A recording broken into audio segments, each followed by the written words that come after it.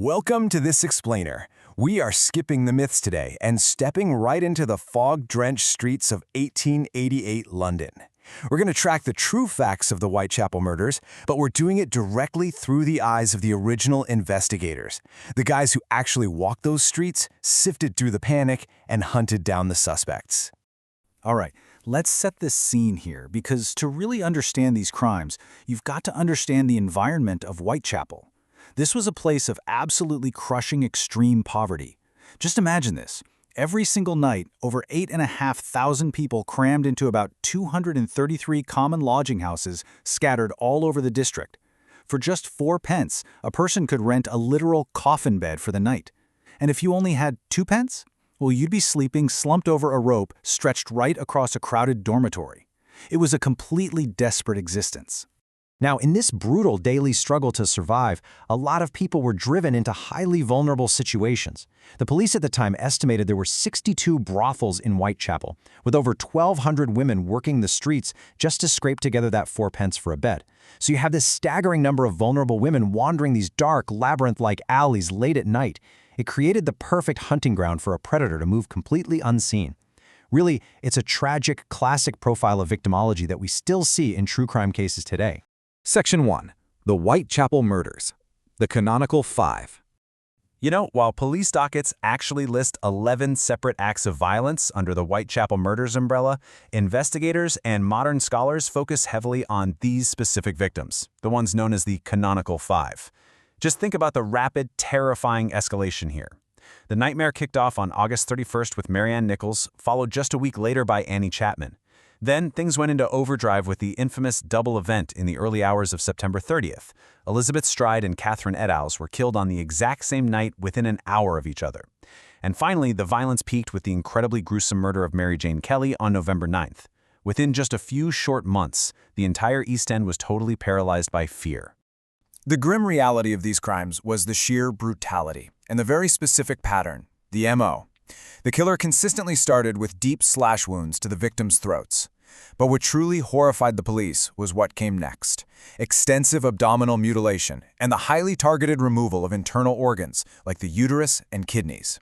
Medical examiners back then noted that pulling this off, especially in the pitch dark, suggested a chilling level of anatomical or even surgical knowledge.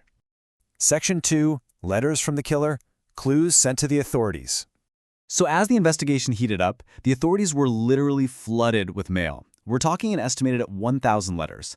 But this specific one, arriving at the Central News Agency in late September, written in striking red ink, completely changed the game. The author openly mocked the police and, more importantly, coined his own infamous moniker, signing off as Jack the Ripper. The author also made a horrific threat to clip the lady's ears off on his next job. And chillingly, just days later, Catherine Eddowes' body was found with a severed earlobe. At the time, that coincidence gave this letter massive credibility. But hold on. Let's look a bit closer at the facts. Despite that horrific coincidence with the ear, top Scotland Yard investigators back then and modern linguistic scholars today largely agree that this red ink letter was just a massive, elaborate hoax. They point the finger squarely at local journalists, specifically guys named Tom Bullen and Fred Best. Their motive? Super simple. They wanted to maintain the absolute fever pitch of public interest, stir up a media circus, and at the end of the day, sell a ton of newspapers. Now, contrast that highly literate, theatrical red ink letter with this one. Sent in mid-October, this message didn't go to the press. It went straight to George Lusk, the head of the Whitechapel Vigilance Committee. Notice it doesn't use the catchy Jack the Ripper name. It was unsigned, covered in ink blots, filled with really crammed handwriting, and completely full of grammatical errors. And probably the most terrifying detail? It was delivered inside a small box that contained half of a human kidney preserved in spirits. The author casually claimed to have fried and eaten the other half. When you put these two profiles side by side, it's night and day. On one hand, you've got this highly literate, media-savvy stunt that essentially birthed a true crime legend. On the other hand, you have a dark, grammatically broken, incredibly disturbing communication that very well might be from the actual killer. In fact, a doctor examined that kidney sent with the From Hell letter and noted it belonged to someone suffering from Bright's disease, which matched the victim, Catherine Eddowes. Section 3. Inspector Aberline's Hunt. Leading the investigation. Stepping right into the center of this wild maelstrom of media hype and genuine carnage was Inspector Frederick George Aberline, It was his job to cut through all the noise. Now, he didn't look like your typical hard-boiled action hero. A colleague actually described him as a portly, gentle-speaking man who looked more like a bank manager. But Aberline was brought in from Scotland Yard for one very specific reason. He had spent 14 years policing the East End. Literally no one knew the shady characters of those lodging houses better than he did. His dedication was off the charts. He oversaw a frantic hunt that piled up over 1,600 sets of investigation papers. He'd even patrol the streets himself until 5 in the morning, regularly handing out 4p or 6p out of his own pocket just to get vulnerable women off the streets and into a safe bed. Section 4. The Prime Suspects. Two Competing Theories. So while the mystery was never officially solved in a court of law, the top brass at Scotland Yard locked onto two very different specific prime suspects. Let's look at the first one. Assistant Commissioner Robert Anderson and Chief Inspector Donald Swanson firmly believed the killer was a man named Aaron Kosminski. He was a local Polish immigrant dealing with severe mental illness, including schizophrenic delusions.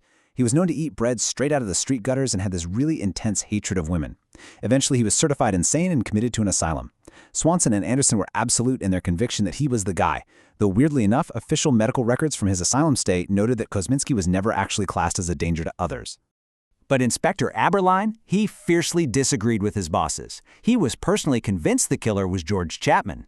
Chapman was this deeply sinister guy who actually lived in George Yard, literally the exact site of the very first Whitechapel murder in 1888. Crucially, he had studied medicine and surgery in Russia before he ever came to London, and later in life, Chapman definitively proved he was capable of extreme cruelty when he was caught and hanged as a serial wife poisoner.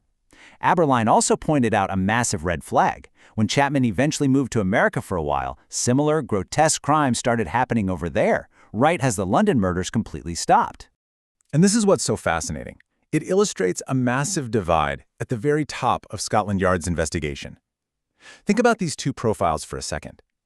Do you believe the killer was a localized, deeply disturbed guy driven by raw delusion like Kosminski? Or do you trust Aberline's gut instinct that the Ripper was a calculating, medically trained serial killer who calmly packed up and relocated his crimes across the Atlantic, like Chapman? As we wrap up this explainer, we are basically sitting with the exact same terrifying clues, the same chaotic crime scenes, and the same bizarre letters that Inspector Aberline sifted through over a century ago. It's a puzzle that has gripped the world for so long precisely because of the brilliant, lingering deductions from the detectives who were actually on the ground. So I leave you with this final haunting question. Did the terror of Whitechapel quietly fade away in an English lunatic asylum? Or did a cunning surgeon simply pack his bags and carry his horror across the ocean?